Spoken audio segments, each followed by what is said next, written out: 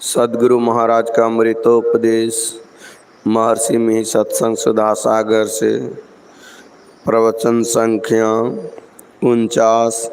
ईश्वर तक पहुँचने का रास्ता एक ही है।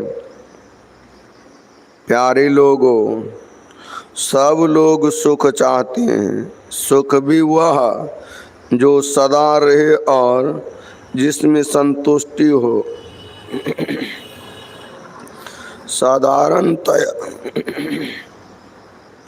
साधारणतया सब लोगों को जो विषय सुख होता है उसमें सुख के बाद दुख और दुख के बाद सुख दिन रात की तरह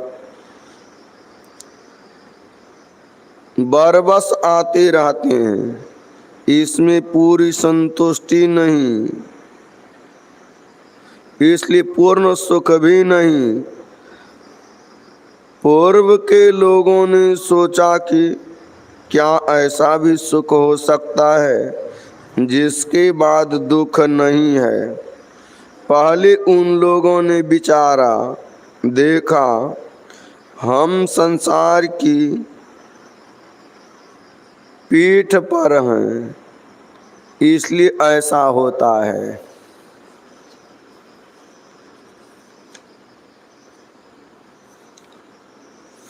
संसार से ऊपर चले जाएं तब जो है वह परिवर्तनशील नहीं, उसी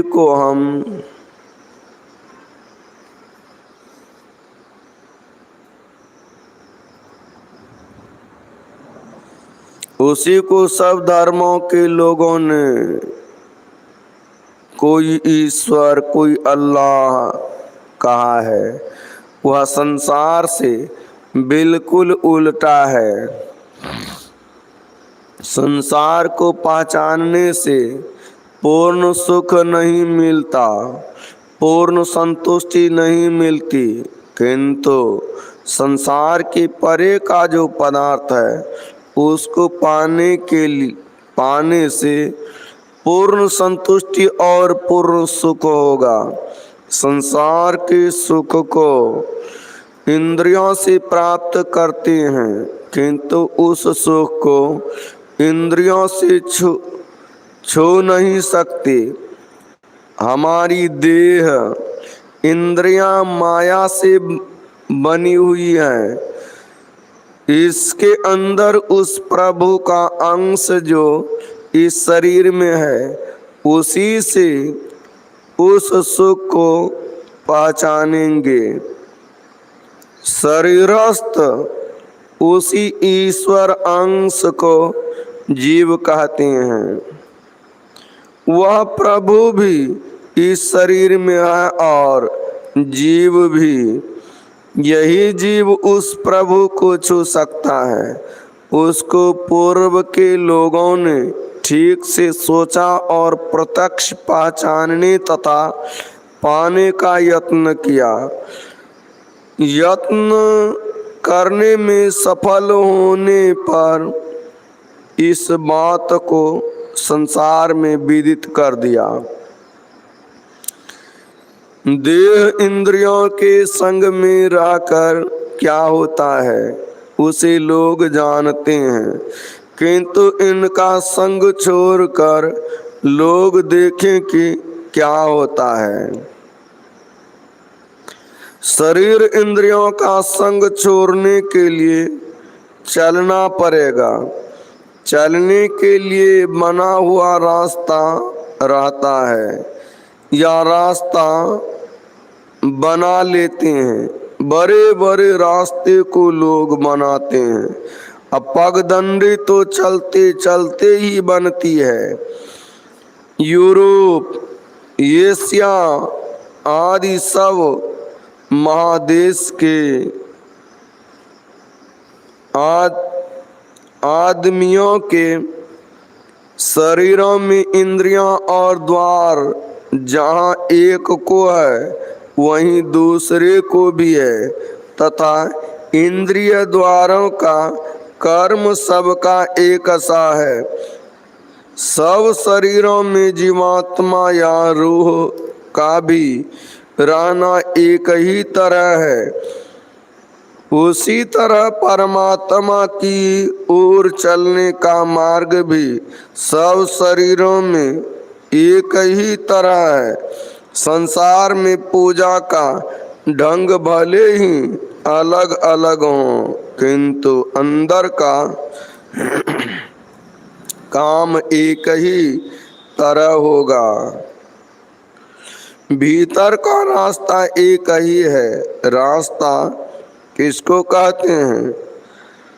रास्ता कहते हैं लकीर को, जिसका एक किनारा एक स्थान पर हो और दूसरा किनारा दूसरे स्थान पर हो, और बीच में कुछ फासला हो। हम जब अपने शरीर में परमात्मा की ओर चलेंगे तो इसका भी शरीर के भीतर ही भीतर कोई मार्ग अवश्य चाहिए। जब हम अपने शरीर को जानने लगते हैं तो इसके दो भाग मालूम होते हैं, एक स्थूल भाग और दूसरा सूक्ष्म भाग। स्वप्न में जाने पर बाहर की इंद्रियों में जैसे जान ही नहीं रहती है, इत्र आदि कान में या कपड़े में लगा है तो जगने के समय उसका सुगंध मालूम होगा, किंतु स्वप्न में नहीं जानेंगे। जानने में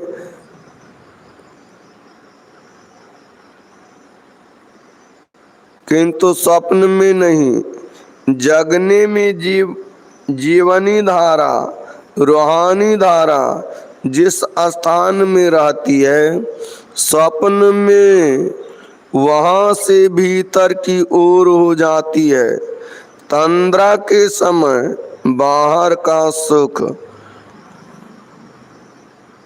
बाहर का कुछ खटखुट मालूम भी होता है और भूलते भी जाते हैं। उस तंद्रा या अधनिनिया में जानने में आता है शरीर की शक्ति भीतर की ओर खींच रही है। गला झुक जाता है। वैदिक धर्म के मानने वाले को एक तरह, कुरान मानने वाले को दूसरी तरह और बाइबल को मानने वाले को तीसरी तरह नहीं मालूम होता, एक ही तरह मालूम होता है। इस तरह जाना जाता है कि सब कोई एक तरह भीतर में चलते हैं और चलने में एक चैन मालूम होती है। सब मजहबों के वास्ते ईश्वर से मिलने के लिए चलने में एक ही रास्ता है। किसी पहाड़ पर या किसी समुद्र के तट पर या ईश्वर का दर्शन हो जाए, संभव नहीं। पनडुब्बी जहाज से पानी के भीतर जाने पर भी वहाँ ईश्वर का दर्शन नहीं हो सकता। चाहे घर में बैठा रहे या मक्का या बद्री नारायण में उसका दर्शन नहीं होगा।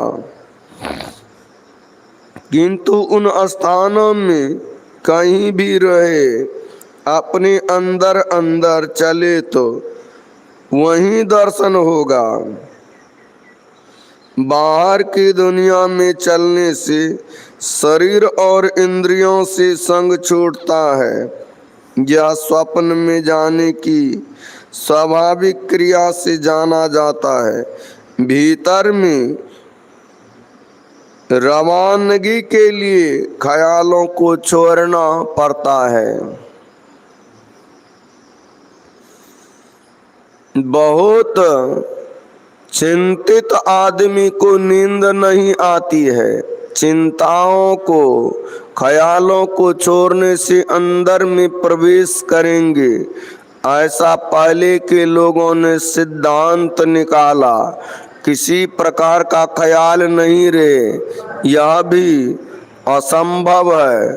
तो ग्रंथों में लिखा भी है कि अपने को किसी एक पर लगाओ, कोई राम, कोई शिव, कोई गुरु, किसी एक पर लगाते हैं।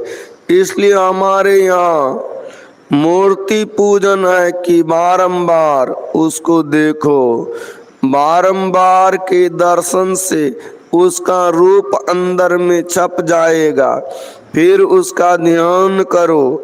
इसलिए नहीं कि केवल उसको दंडवत करके चले जाओ।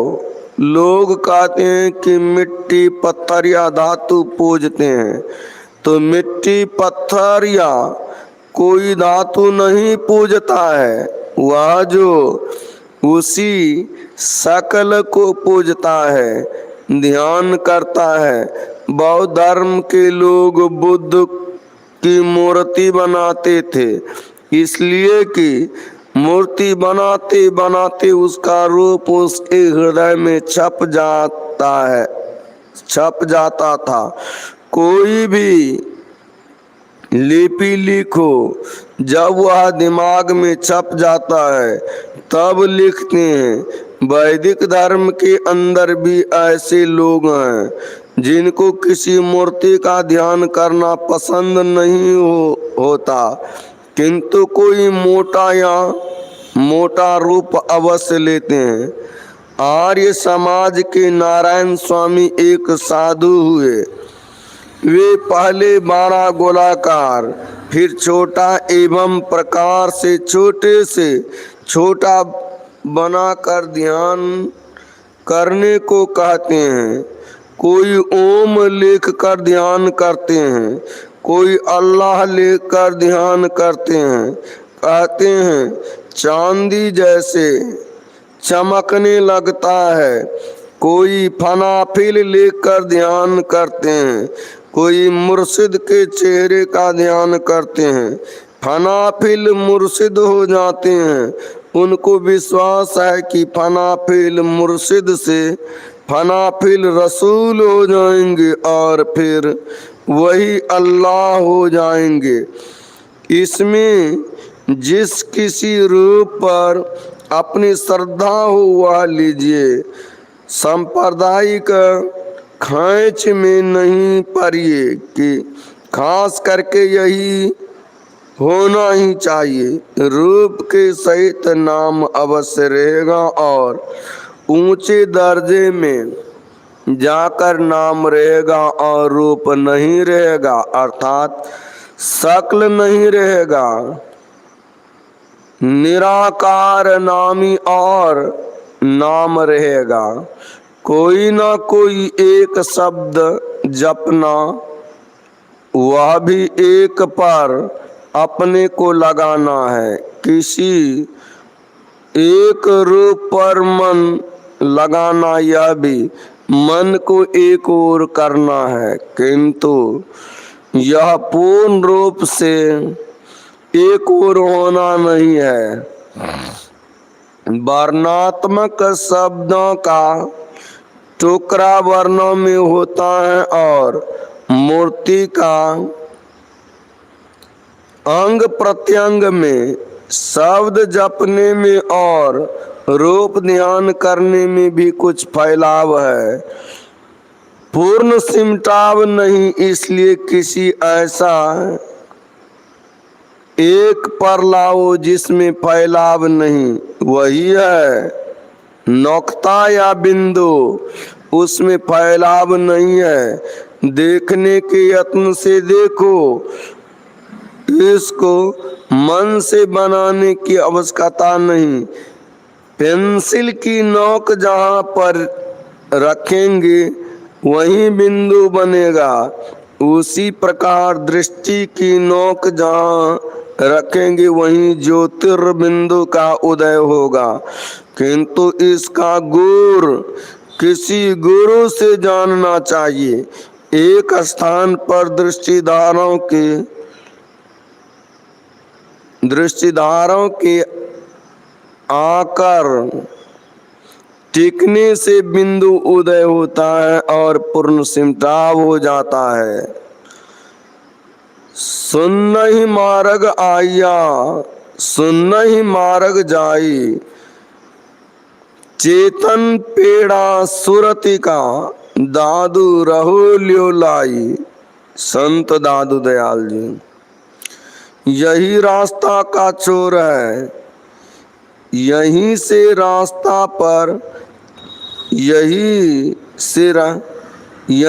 रास्ता पर चलकर ईश्वर के पास सब धर्म के लोग जाते हैं।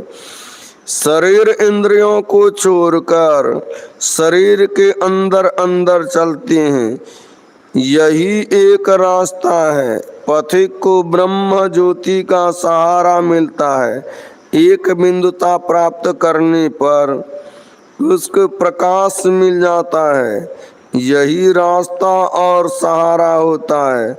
जिस प्रकार जल में तैरने वाले का रास्ता भी जल ही है और सहारा भी जल ही है, उसी प्रकार प्रकाश ही सहारा और रास्ता भी है।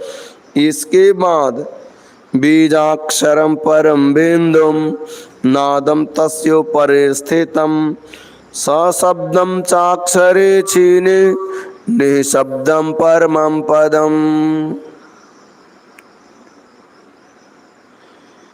बिंदु पीठम निर्विद्या नादलिंगमुपस्थितम। कठोपनिषद। केवल नाद रहेगा, ओम रहेगा, इसमें आजम रहेगा। यह ज्योतिर्मार्ग और शब्द मार्ग सबके लिए है जो अपने अंदर प्रवेश करता है। हाँ, एक बात अवश्य है कि ज्योति छूट जाती है और शब्द रह जाता है, किंतु यह शब्द भी जहाँ जाकर लय हो जाता है वही रास्ता का ओर या अंत हो जाता है। तब आप रह जाएंगे और आपको प्रभु मिल जाएंगे। इसी मार्ग का उपदेश गुरु महाराज करते थे। सुरत शिष्य शब्दा गुरु मिली मार्ग जाना हो। संत तुलसी साहब। हम सब लोगों का ईश्वर एक है, उस तक पहुंचने के लिए रास्ता भी एक ही है। उस अंतर मार्ग को पकड़कर हम लोग चलें। श्री सद्गुरु महाराज की जय। यह प्रवचन भागलपुर जिला अंतर्गत आसानंदपुर परबत्ती के संत मत सत्संग मंदिर में दिनांक 12/3/1953 ईस्वी को रात्रिकालीन सत्संग में हुआ था।